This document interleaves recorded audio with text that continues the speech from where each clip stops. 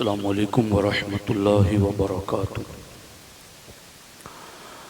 الحمد للہ رب العالمین والصلاة والسلام علی سید الانبیاء والمرسلین وعلی آلہ واصحابہ اجمعین، اما بعد فاعوذ باللہ من الشیطان الرجیم، بسم اللہ الرحمن الرحیم۔ ربنا اغفر لنا ولإخواننا الذين سبقونا بالإيمان، صدق الله العلي العظيم وصدق رسوله النبي الأمين المختار الكريم الرؤوف الرحيم۔ انتہائی ادب و احترام کے ساتھ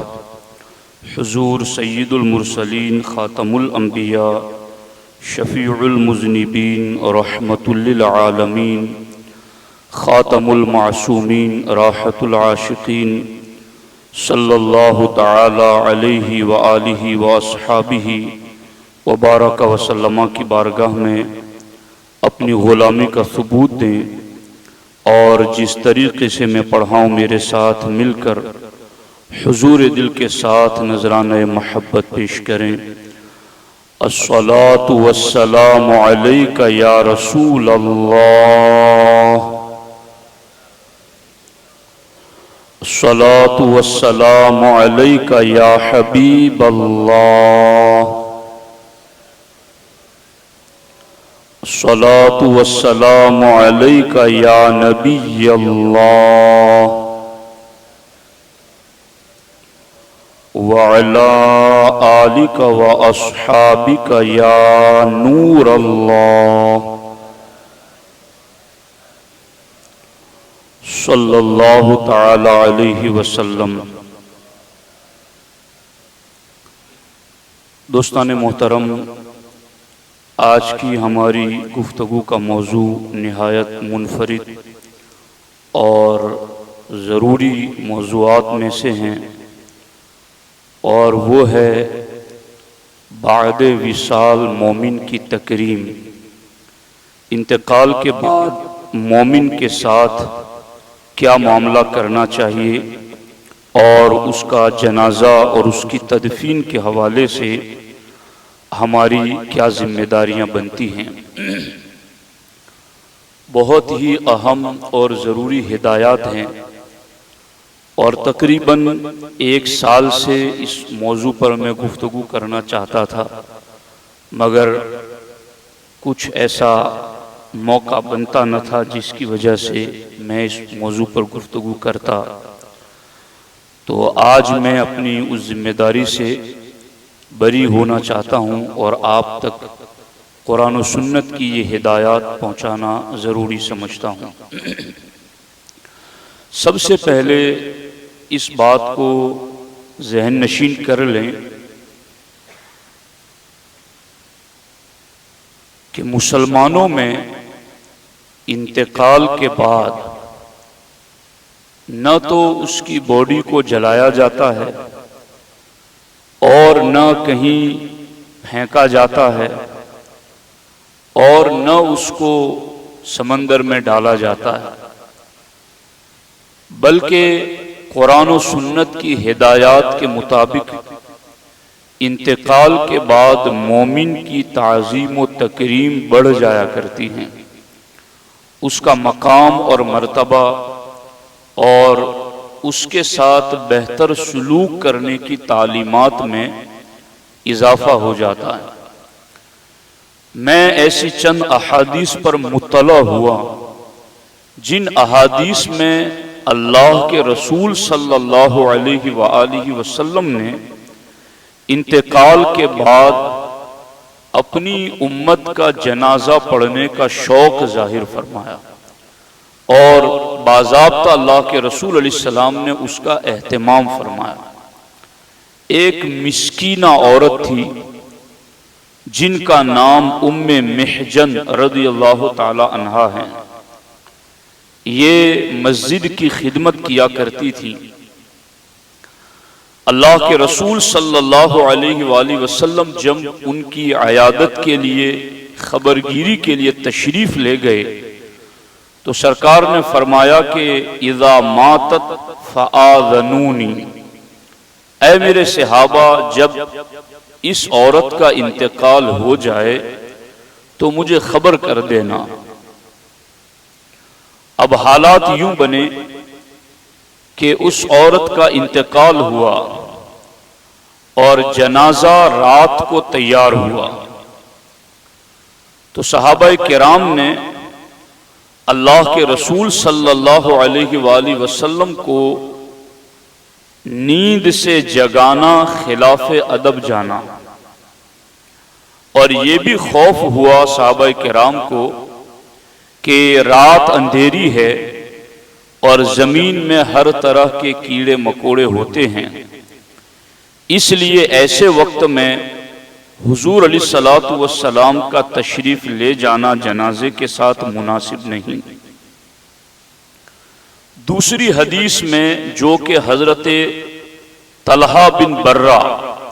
رضی اللہ تعالیٰ عنہ ان کی عیادت کے لیے بھی حضور تشریف لے گئے تھے، یہ ایک عورت ہے ام محجن، اور یہ دوسری حدیث جو میں آپ کو سنا رہا ہوں جس میں اللہ کے رسول علیہ السلام حضرت طلحہ کی عیادت کے لیے گئے تھے، اور سرکار نے اس وقت بھی صحابہ کرام سے فرمایا تھا کہ ان کا انتقال ہو جائے تو مجھے جنازے کے لیے بلا لینا، تو وہاں بھی صحابہ کرام نے وہ جنازہ دن کو پھر اٹھا تھا، مگر اس وقت دن میں بھی حضور علیہ السلام قیلولہ فرما رہے تھے، تو وہاں پر بھی۔ اور اس کے علاوہ ایک تیسری حدیث ہے جو رات کا مسئلہ تھا، تو صحابہ کرام نے حضور علیہ السلام کو تکلیف نہ دی جنازے میں شرکت کی، کہ حضور علیہ السلام آرام فرما رہے ہیں اور حضور علیہ السلام نے روزہ رکھا ہوا ہے، تو دوپہر کی دھوپ ہو چکی ہے، آپ علیہ السلام روزے سے ہیں اور آپ قیلولہ فرما رہے ہیں، تو حضور کو کیوں جگائیں، ہم جنازہ پڑھ کے ان کی تدفین کر دیتے ہیں، تو حضور کو انہوں نے تکلیف نہ دی۔ اور دوسرا جو ایک واقعہ ہے جس میں صحابہ کرام نے رات کو حضور علیہ السلام کو خبر نہ بھجوائی، اس میں ان کی نیت یہ تھی کہ رات کا وقت ہے، یہودیوں کی طرف سے اللہ کے رسول علیہ السلام پر کچھ خطرہ ہے، تو ہم اللہ کے رسول علیہ السلام کو رات کے وقت نہ لے جائیں تاکہ جانے کائنات صلی اللہ علیہ وآلہ وسلم کی حفاظت کی تدبیر کی جا سکے۔ ان سب احادیث کو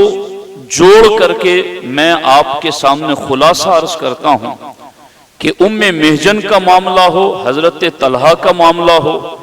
یا دیگر صحابہ اور صحابیات کا معاملہ ہو، باضابطہ امام الانبیاء جو کہ رحمت للعالمین سید المرسلین ہیں، مگر سرکار نے ان تمام مواقع پر اس بات کی تاکید فرمائی تھی کہ انتقال ہو تو مجھے خبر کرنا، میں بھی ان کا جنازہ پڑھانا چاہتا ہوں۔ آپ محسوس کیجئے کہ یہ سرکار دو عالم صلی اللہ علیہ وآلہ وسلم جس عمل کو پسند فرمائے اور جس عمل کے بارے میں تاکید کریں کہ مجھے خبر کرنا، میں بھی شرکت کروں گا، تو امت کو پھر اس جنازے میں شرکت کے حوالے سے کتنا اپنے آپ کو تیار رکھنا چاہیے۔ جب صحابہ کرام نے ان سب معاملات کی وجہ سے کہ رات اندھیری ہیں، کیڑے مکوڑے پھیلے ہوئے ہیں، تو حضور کو کیوں تکلیف دیں، حضور آرام فرما رہے ہیں تو حضور کی نیند میں خلل کیوں ڈالیں، حضور نے روزہ رکھا ہے تو دوپہر کو قیلولہ فرما رہے ہیں تو کیوں تکلیف دیں۔ فدفنہا، تو صحابہ کرام نے ان کو دفن کر دیا اور حضور علیہ السلام تک خبر نہ بھیجوائی۔ صبح اللہ کے رسول صلی اللہ علیہ وآلہ وسلم کو خبر ہوئی تو سرکار نے فرمایا الم آمرکم ان تؤذیننی ان تؤذینونی بہا، کیا میں نے تمہیں یہ حکم نہیں دیا تھا کہ تم مجھے اس کی خبر کرنا،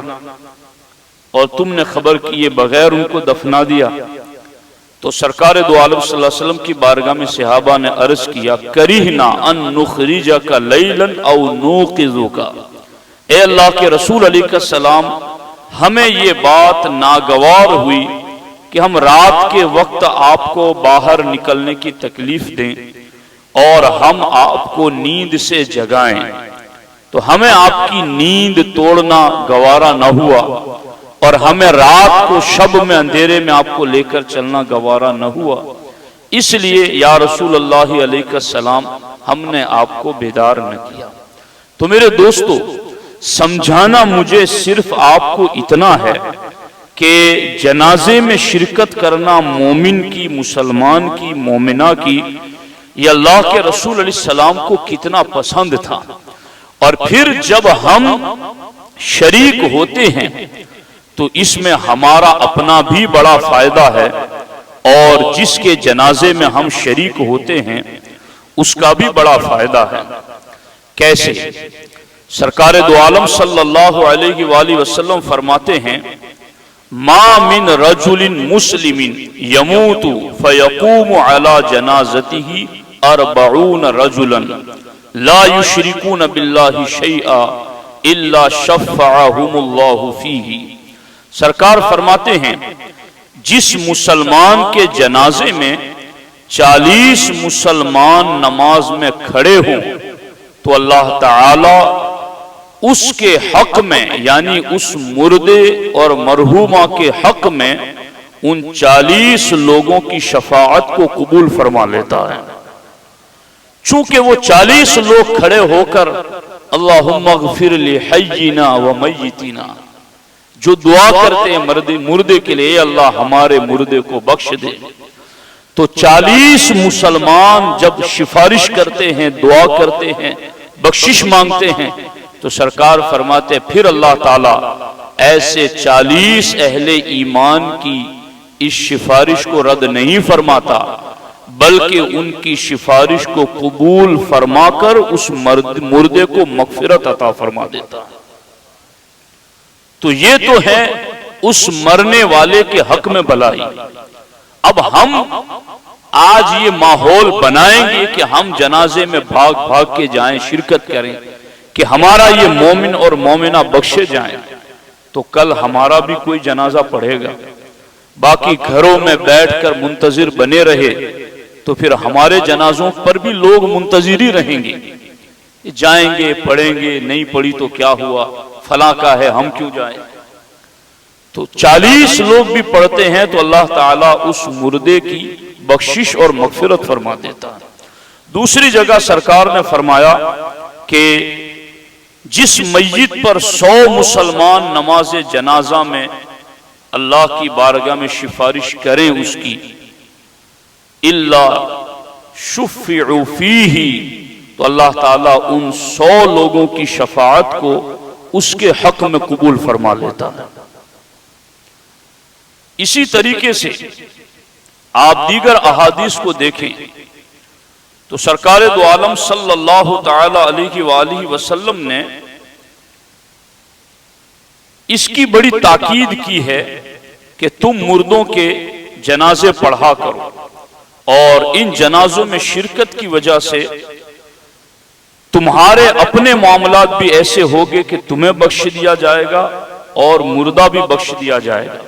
ایک مقام پر سرکار نے فرمایا کہ جس مسلمان کے جنازے پر مسلمانوں کا ایک گروہ جنازہ پڑے، اور وہ گروہ ایسا ہو کہ 3 صف کی مقدار کو پہنچا ہوا ہو، الا غفر لہ، تو 3 صف بن جائے تو اللہ تبارک و تعالی اس مرحوم کی مغفرت فرما دیتا ہے۔ تو کہیں پر 40 کا لفظ ہے، کہیں پر 100 کا لفظ ہے، کہیں پر 3 صفوں کا لفظ ہے۔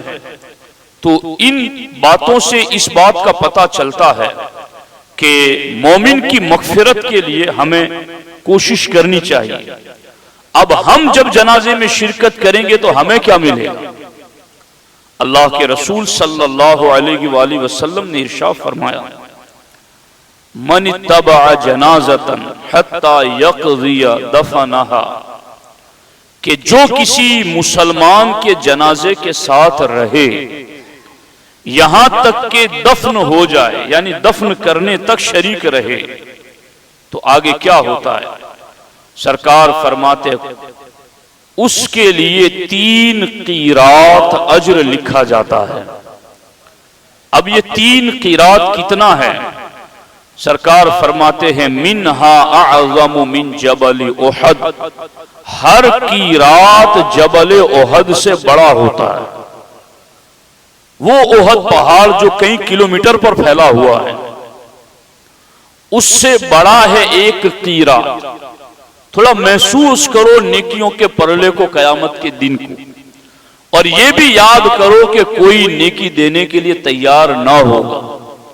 اور ہر کوئی تلاش کر رہا ہوگا کہ مجھے نیکی مل جائے، گناہ بخش دیے جائیں۔ ایسے وقت کے اندر جس نے کسی مومن کا جنازہ پڑھا ہوگا، اس کو اللہ ایک جنازہ پڑھنے پر اور دفن تک شریک رہنے کی وجہ سے 3 قیرات عطا فرمائے گا۔ ان 3 قیرات میں سے ایک قیرات احد پہاڑ سے بھی بڑا ہوگا، جو اس مومن کی نیکیوں کے پرلے میں قیامت کے دن رکھ دیا جائے گا۔ یہ کتنا بڑا ثواب ہے۔ اور اسی پر بس نہیں ہے، بلکہ آگے دیکھیں، سرکار فرماتے من غسل میتن، جس نے کسی مسلمان مردے کو نہلایا، وَكَفَنَهُ، اور اس کو کفن پہنایا۔ آج تو ہم یہ سمجھ بیٹھے ہیں کہ غسل میت یہ کچھ خاص لوگوں کا کام ہے، باقی لوگ اگر اس کام میں کریں گے تو لوگ اس کو سمجھیں گے کہ یہ بڑا نہیں ہے، یہ کوئی چھوٹا شخص ہے جو جنازوں کو غسل دیتا ہے۔ لوگوں کی اپنی سوچ ہے، تو پھر ان بڑوں کو بھی کون غسل دے گا؟ سوچو، خود خوب سوچو، اس دنیا کے جمیلوں سے باہر آؤ تھوڑی دیر کے لیے، اور اپنے آپ کو آخرت کی طرف مائل کرو تھوڑی دیر کے لیے، تو ہمیں اپنا آپ نظر آئے گا ہم کہاں کھڑے ہوئے ہیں۔ اب سرکار فرماتے جس نے میت کو غسل دیا، یہ فضیلت سرکار اسی لیے بتا رہے ہیں تاکہ کوئی اس کام کو مکروہ نہ جانے، کسی چھوٹے ہونے کا نشان نہ سمجھے، بلکہ میرے ان فرامین کو سرکار چاہتے کہ سن کر میرا امتی اسے اپنی نجات کا ذریعہ سمجھے۔ آپ کھڑے رہ کر نہیں جانتے غسل دینا تو لوٹا لے کر پانی تو ڈال سکتے ہیں، یہ کیجیے۔ کفن آپ کو پھاڑنا نہیں آتا تو پہناتے وقت آپ کچھ ہیلپ تو کر سکتے، یہ بھی کیجیے۔ ساتھ رہ کر کے سیکھیں گے۔ کئی گاؤں ایسے ہیں جن گاؤں میں پورے گاؤں میں کسی کو غسل دیتے نہیں آتا، باہر سے بلانا پڑتا، اور ہر گاؤں میں ایسے 2 3 4 لوگ بچے ہیں، مر جائیں گے تو پھر کیا کرو گے؟ سیکھو۔ سرکار فرماتے ہیں جس نے میت کو غسل دیا، وَكَفَنَهُ، اور اس کو کفن پہنایا، وَحَنَتَهُ، اور اس کو خوشبو لگائی، وَصَلَّى عَلَيْهِ، وَحَمَلَهُ، اس کو کاندھے پر اٹھایا، وَصَلَّى عَلَيْهِ، اور اس کا جنازہ پڑھا، وَلَمْ يُفْشِ عَلَيْهِ مَا رَآ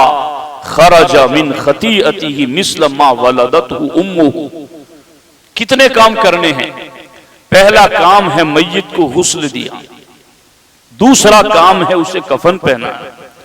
تیسرا کام ہے اسے خوشبو لگائی، چوتھا کام ہے اس کو کندھا دیا، اور پانچواں کام ہے اس کا جنازہ پڑھا، اور چھٹا کام ہے کہ غسل دیتے دیتے اگر اس میں کوئی ناقص بات نظر آئی تو اس کو ظاہر نہ کیا، اس کو چھپایا۔ کوئی عیب تھا اس میں، کوئی کمی تھی اس میں، کوئی نقص تھا اس میں، لم یفش ما رآ، جو غسل دیتے وقت دیکھا اس کو پھر چھپا دیا۔ سرکار فرماتے اتنے کاموں پر اسے اتنا اجر ملے گا، مثل ما ولدتہ امہ، ایسا ہے جیسا وہ آج ہی ماں کے پیٹ سے پیدا ہوا ہے۔ یہ کام کرنے والے کی بات ہو رہی ہے کہ یہ جو کام کرے گا وہ ایسا ہے ما ولدتہ امہ، جیسے اس کی ماں نے آج ہی اس کو جنم دیا ہو۔ یوں وہ پاک اور صاف ہو جاتا ہے۔ تو اس میت کو صاف کرنے کو اگر معیوب سمجھو گے تو یہ ہمارے باطن کیسے صاف ہوں گے؟ آخر چہرے ہی کب تک کریمیں لگا لگا کر کے صاف ستھرے کرتے رہیں گے اور اس کی پھوڑے پھنسیوں کا علاج کرتے رہیں گے؟ کبھی باطن کا بھی تو علاج کریں۔ اللہ ہمارے ظاہر کو دیکھ کر کے تو اجر نہیں دیتا۔ ان اللہ لا ينظر الى اجسامکم ولا الى صورکم ولکن اللہ ينظر الى قلوبکم۔ اللہ تمہاری شکلیں اور جسم دیکھ کر اجر نہیں دیتا، تمہارے دلوں کو دیکھ کر اجر و ثواب دیتا۔ تو یہ ہے مردے کو غسل دینے کی ایک فضیلت کہ دیتے دیتے مومن کے لیے کتنا زیادہ اجر و ثواب ہو جاتا ہے۔ اور سنو، ابو داؤد شریف کی حدیث، سنن ترمذی کی حدیث ہے، حضرت ثوبان رضی اللہ تعالیٰ عنہ فرماتے ہم ایک جنازے میں حضور کے ساتھ چل رہے تھے، فرآ ناسن رکبانا، تو سرکار نے کچھ لوگوں کو دیکھا کہ وہ جنازے میں ہے مگر سواریوں پر بیٹھ کر آئے۔ تو سرکار نے فرمایا الا تستحیون، کیا تم حیا نہیں کرتے؟ وہ امام الانبیاء ہیں، سید المرسلین ہیں، اپنے صحابہ کو جس انداز میں چاہیں سمجھائیں۔ مجھے ان لفظوں کا ترجمہ کرتے ہوئے بھی ڈر لگتا، چونکہ بات سرکار کر رہے ہیں اور صحابہ سے کر رہے ہیں، مگر ہمیں آپ کو سمجھانا ہے اس لیے ہمیں ترجمہ کرنا پڑتا ہے۔ الا تستحیون، اے میرے صحابہ سواریوں پر چل رہے ہو، حیا محسوس نہیں کرتے؟ کیوں؟ ان ملائکۃ اللہ علی اقدامہم وانتم علی ظہور الدواب، دیکھو تو صحیح، فرشتے تو اپنے قدموں پر پیدل چل رہے ہیں اور تم سواریوں پر چل رہے ہو۔ مومن کا اکرام، پیدل چلو، اس کے ساتھ چلو، اس کے جنازے کے پیچھے چلو۔ اللہ کے رسول علیہ السلام نے کتنی تاکیدات فرمائی ہیں۔ ایک مقام پر حضور سید عالم صلی اللہ علیہ وسلم نے یہ بھی فرمایا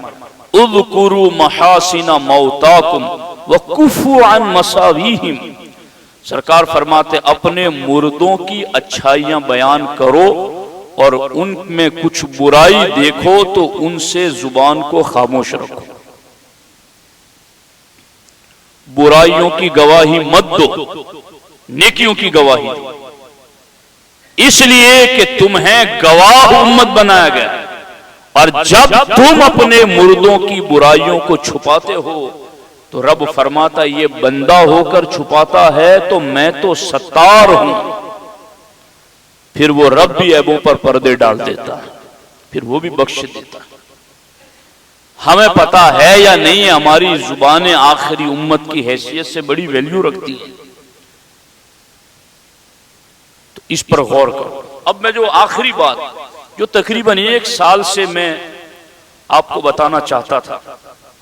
اور وہ رہ جاتا تھا،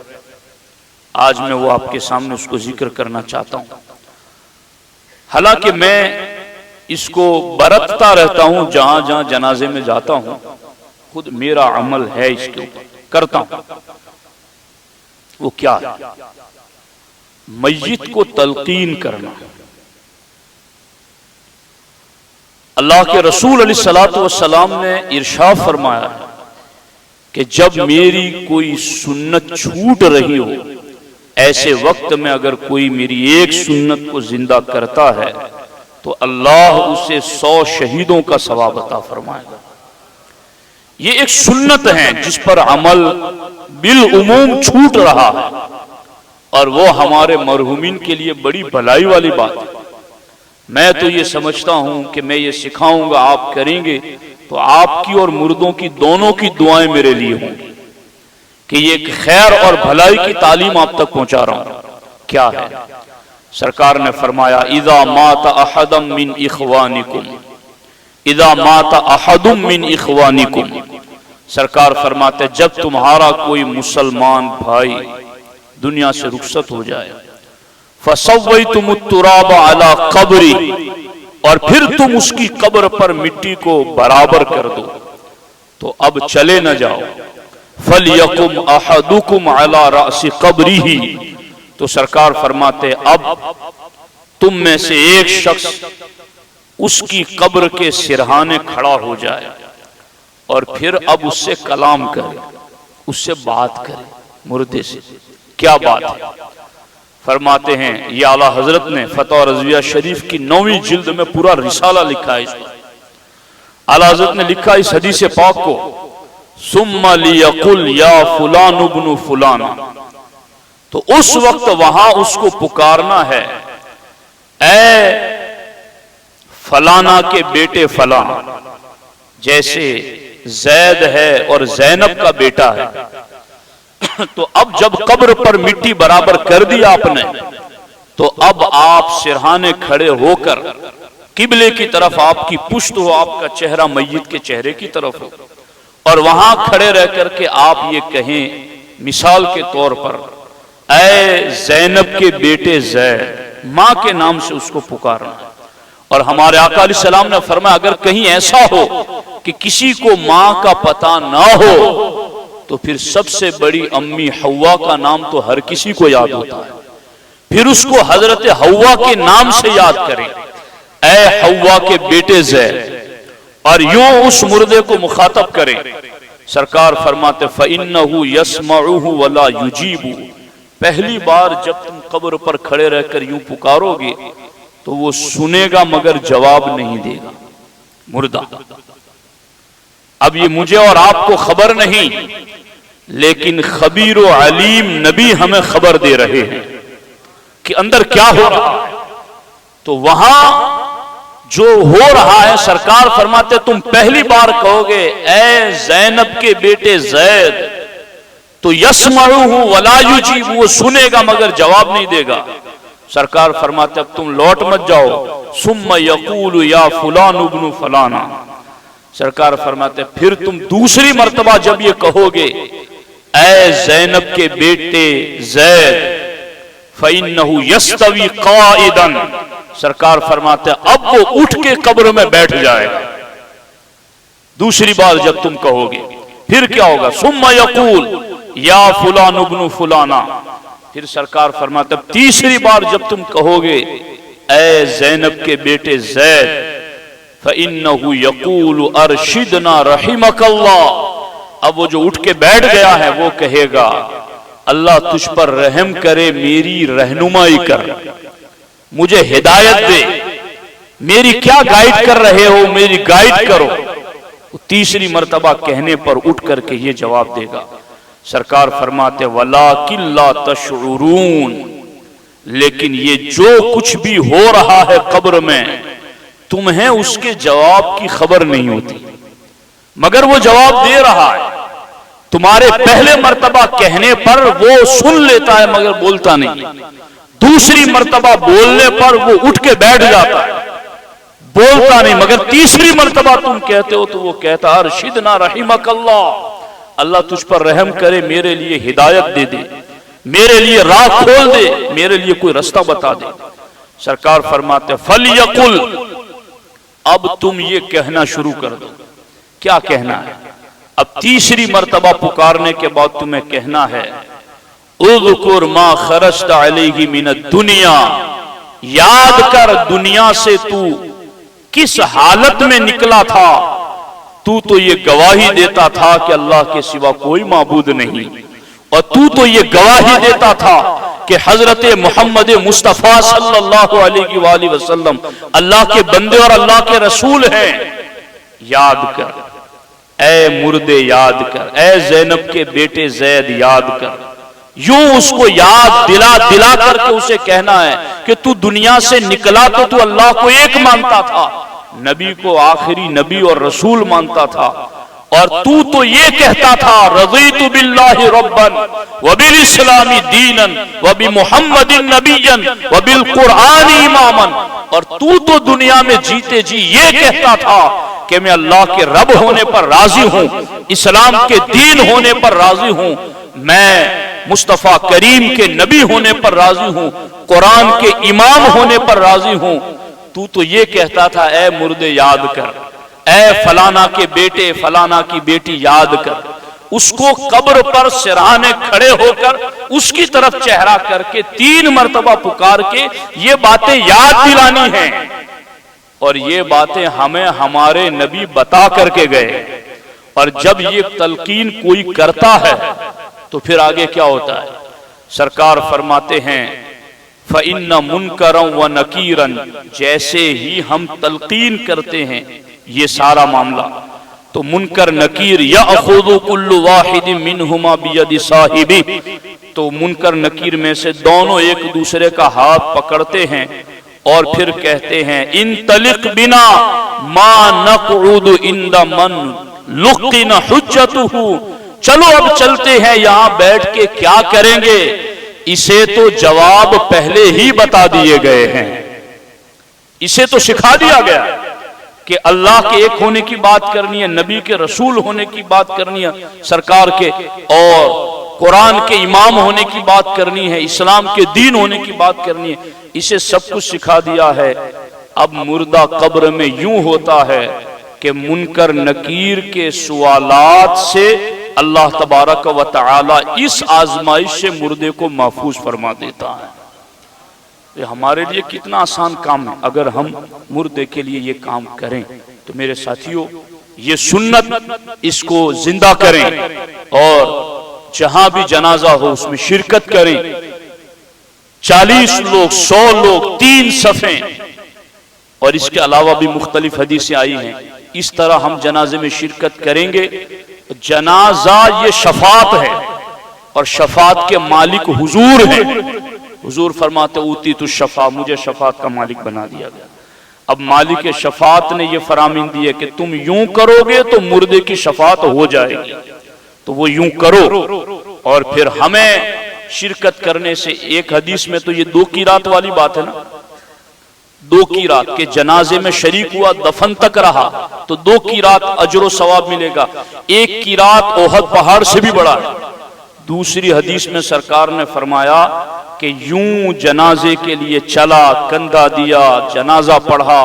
دفن تک شریک رہا، تو پھر 1 قیرات نہیں، اللہ اس کو 4 قیرات اجر و ثواب عطا فرمائے گا۔ تو ہمارے لیے بھی بخشش کے سامان ہے، مردے کے لیے بھی بخشش کے سامان ہے، اور تلقین کے معاملات بھی ہیں جس کی طرف ہمیں خاص توجہ دینی چاہیے۔ اللہ جل مجدہ الکریم اپنے حبیب پاک علیہ تحیۃ و ثنا کے صدقہ و طفیل ہم سبوں کو ان تعلیمات پر عمل کی توفیق عطا فرمائے۔ ایک ضروری اعلان عرض کرنا چاہتا ہوں، وہ یہ ہے کہ اللہ کے فضل و کرم سے حضور علیہ الصلوۃ والسلام کی خصوصی عنایت کے صدقے، مشائخ کی توجہات سے میں گنہگار 8 تاریخ کو سفر حج کے لیے اپنی اہلیہ کے ساتھ روانہ ہو رہا ہوں۔ تو میں نے کبھی ایسا نہیں کیا کہ میں نے گفتگو کر کے کسی کو ٹارگٹ کیا ہو، اور کسی خاص بندے کے لیے کوئی ٹارگٹ کر کے کوئی، میری یہ طبیعت نہیں ہے، اللہ بہتر جانتا ہے۔ میں نے جو کچھ بھی آپ کے سامنے قرآن و سنت کا پیغام پہنچایا وہ محض اللہ رسول کی رضا کے لیے۔ یقیناً میرے آپ سے معاملات 7-8 سال سے ہیں، کسی کا دل دکھا ہو، کوئی مجھ سے ناراض ہوا ہو تو میں آپ سے معافی کا طلبگار ہوں۔ اللہ و رسول کی رضا کے لیے آپ مجھے معاف فرمائیں، اور میرے لیے آپ دعا کرتے رہیں کہ اللہ جل شانہ مجھے حج مبرور کی سعادت نصیب فرمائے، اور تمام ارکان میرے اچھے طریقے سے ادا ہو جائے۔ السلام علیکم ورحمۃ اللہ وبرکاتہ۔